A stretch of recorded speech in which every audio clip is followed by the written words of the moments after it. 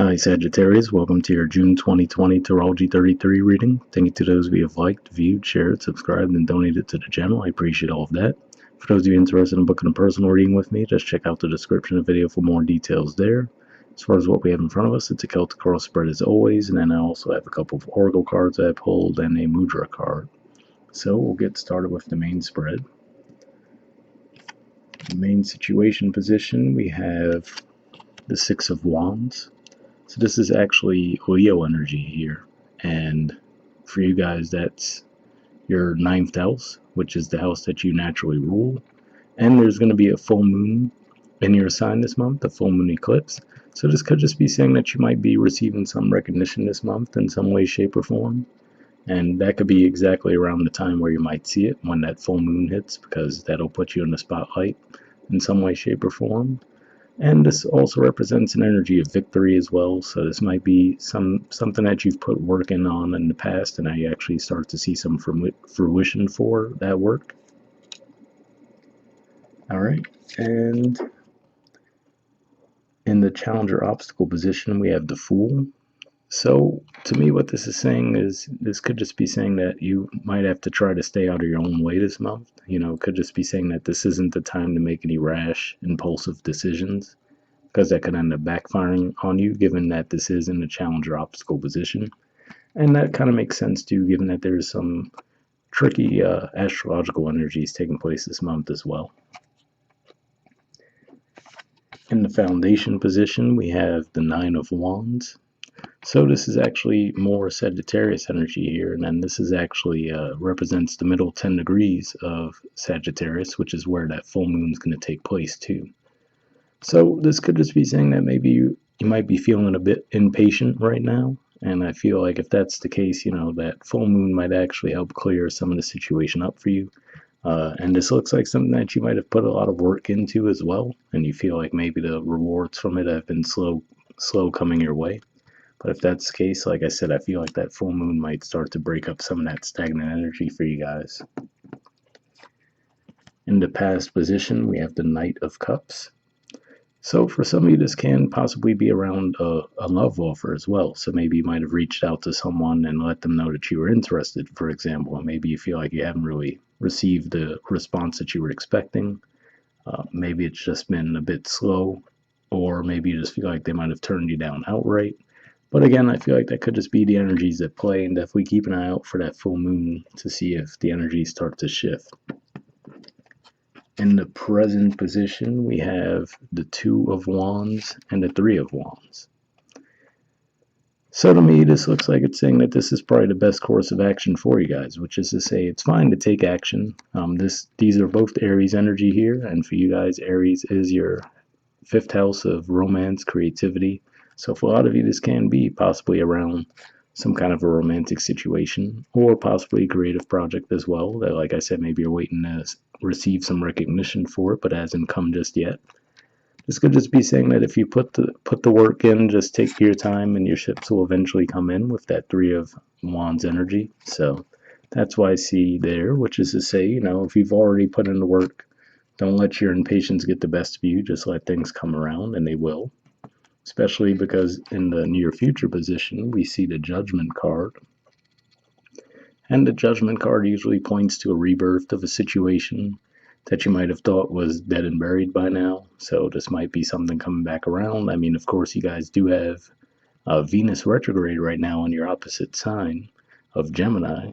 And later on in the month, we're actually going to have Mercury go retrograde as well. So a lot of things could be coming back up from the past for second chances. But yeah, given that this is coming up in the near future position for you guys, I feel like this is pointing to that recognition that we see there with the Six of Wands. So try to be a little patient if you can. All right, in the position of your influence in the situation, we have the Two of Swords. So this is actually Libra energy here. And for some of you, this can just be saying that maybe, you're really just getting caught up in your head over the situation. You might be trying to detach from the emotions around the situation as well. So for a lot of you, it can be a love offer that you might have made to someone and you just haven't heard back yet. But yeah, that's what I'm seeing there, given that the water and the moon both represent emotions, and we see she has her back turned to that, and she has her arms crossed over her heart and blindfold on. So it's just saying that you could just really be stuck in your head over the situation. In the environment position, we have the Page of Swords. So if this represents the person that you might have made an offer or a suggestion to in some way, shape, or form, this could just be the position that they're coming from, which is to say that, they could be a little bit shy and reluctant to communicate just yet, but what does stand out to me is they're looking right at the Judgment card. So to me, it's saying at the very least, this is something that's on this person's mind, and they may actually communicate about the situation. If that's the case, it seems more likely that it'll be through social media. What I always say with this card is those trees in the background almost remind me of that Facebook logo. So this to me usually points to communication via social media. In the hopes or fears position, we have the Knight of Pentacles. So this is actually Virgo energy here. So for some of you, this can be around career matters. Maybe you've actually been waiting, like I was saying, for some kind of recognition. I feel like for some of you, could definitely be around romance, given that we see the Knight of Cups there, but can also be something regarding work. And if that's the case, this could just be saying that you're open to see some tangible reward for the work that you've put in. And if that's the case, I still feel like that could be in the works as well. Just might end up taking a while for you to actually hear one way or the other regarding the situation. And in the outcome position, we have the High Priestess. So this usually to me points to Pisces energy. And I will say when we have that full moon eclipse in your sign, it's actually going to be making some tense aspects with Mars in Pisces. So you guys might get some real insight during that time. It might not be the most comfortable of energies to feel, but maybe that'll actually boost your intuition in some way. Maybe you get some sudden insights on something. And like I was saying, if it's around recognition, I feel like if it's one of those things that if you already know you put in the work, whether it be you made an offer to someone or you've been putting in work in your career and you're not, you feel like things are moving a little slow, this could just be saying to just trust your intuition, try to relax and let things come to you. And if that's the case, it should come in time. And at the bottom of the deck, we have the Tower. So not the best of cards to get, right? But I would say with this showing up at the bottom of the deck, this could just be reiterating what I was saying with the Fool energy there, which is to say, try not to get too impatient and end up making any rash moves or rash decisions. Like I said, the astrology wouldn't really support that type of energy anyway. So it might be, a little bit hard. I feel like a lot of people in general are just ready to get up and go now, right? We've been trapped for a while in our homes with a lot of the stay-at-home orders and everything. They're starting to lift those things depending on where you live. So people just might be fidgety in general. But it looks like it's just saying just try to be a little bit patient. But if you're worried about this card, I mean, it is at the bottom of the deck, so for some of you, this could even be something that might have already happened. But worst case, you could just carry some black tourmaline around with you for protection this month. All right, moving on to your oracle cards now. The first one we have is Chop Wood. There's the artwork for it, and the number is 42.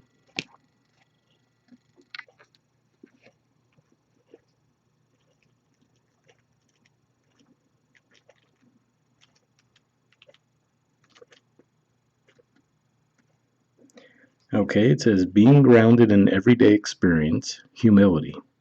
The Oracle's message. There are times when the big dream is meant to lie dormant in your consciousness so that you can pay attention to the simple chores in your life.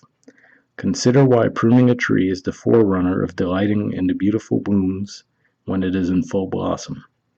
The mundane act of pulling off dead leaves, watering the soil, and then leaving it be to let nature take its course is an important step in manifestation. Taking your attention away from your goal brings you into a state of receptivity. This is the deeper purpose for releasing attachment. When you engage in everyday tasks in a meditative, contemplative way, you clear your energy to receive your aha moments which bring you ever closer to what you seek. All right, so definitely a pretty solid message there, and it also seems to point to what I was saying as far as, you might have to just be a little patient and understand that if you put in the work, eventually those rewards will come in. All right, the relationship message says, nothing is as important right now as just doing what you need to do day to day. Let your heart remember that not everything has to be hard won, passionate, or even obviously meaningful. Relationships and friendships go through lulls when the everyday tasks are at the center of awareness. That is perfect now. Hold hands, wash dishes, make a fire, read a book, share a meal, say nothing, stare into space, pick up socks, tell a dumb joke, and leave space to breathe. The work of your relationship right now is very simple. Just to be present. Funny how it takes work to just be. All is well, really. So definitely an interesting message there. And maybe that's just emphasizing that with all that energy that you're going to have going through your opposite sign, it could just be saying that maybe that has you really revving to go. But like what you're saying, given that Venus will be retrograde and eventually Mercury's going to turn retrograde too, it could just be saying try not to push it too far. And those energies will pass. Obviously, they're not going to last forever. All right, and then the prosperity message says, now is the time to take small steps rather than larger leaps on the journey to creating your most prosperous life. Move your focus off your big dream and attend to the mundane chores. Focus on the little things that may have piled up while you've been mapping out the greater plan for the life you aspire to see manifest into reality. Chop wood, carry water, as the Zen proverb advises, or wash dishes, walk the dog. While you're doing all that, Spirit will have a chance to move mountains and set wondrous miracles in motion for you. Remain humble and aware of the present. So interesting there that in a couple of different points with this message, they mention humility. So that could even be what's possibly going on with these two cards too, which could be saying that, with that Six of Wands energy, if you do get some kind of recognition, it could just be saying that try not to let that get to your head with the Fool energy coming up in the challenger obstacle position, and try to remain humble even if you are receiving that recognition. So hopefully that resonated with you guys. All right, moving on to the next oracle card, we have Frog Spirit. It says clear out the clutter. There's the artwork, and the number is 28.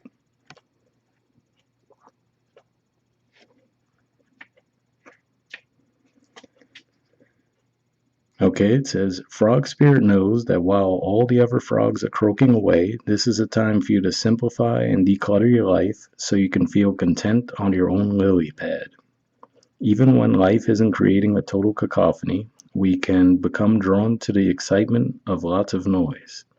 Then the next thing we know, our schedules and homes are cluttered with commitments we regret making and objects taking up valuable space.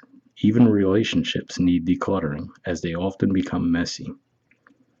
Frog Spirit appears to tell you to clean house, prioritize what you need, and get rid of or give away the rest, so you can have some space in your day-to-day and in your head. You don't need the old stuff and its stories shouting at you about the past. Along with physical clutter, friendships are sometimes kept long past their expiration date, weighing you down with unnecessary baggage. Now is the time to let go. Whatever you need will appear when you need it, so release your grip on all that clutter that is making you feel anxious and burdened. Frog Spirit wants you to reclaim your space, unencumbered by shoulds, oughts, and could have beens. Let go and jump. You are free from all that old stuff. So definitely an interesting message there as well, and hopefully that resonated for you guys. And it's interesting that they both seem to be talking about, just tending to the everyday task. And right now you guys do have Mars moving through Pisces, which is your 4th house of home and family. So it could just be saying that with that transit, the best way to deal with that energy actually would be to just, just work on things around the house. And when Mars eventually moves into your 5th house of Aries, which we see the Aries energy there, towards the very end of June and into July, that might be a better time for you to really go out and put yourself out there. So hopefully that resonated with you guys. All right, and then the last thing we have is a Mudra card. And this is the mudra you guys got this month. It's the Chonmukha Mukha Mudra, and the keyword for it is cooperation. All right, and here's the info on it.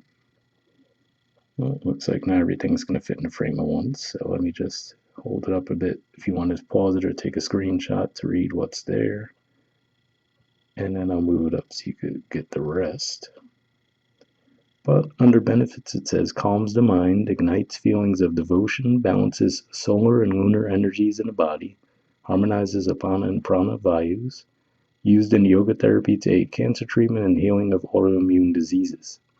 So if that sounds like something you think would be beneficial for you guys, I will put the name of that mudra in the description of the video. We'll wrap up there, and I'll see you all next month. All right, bye.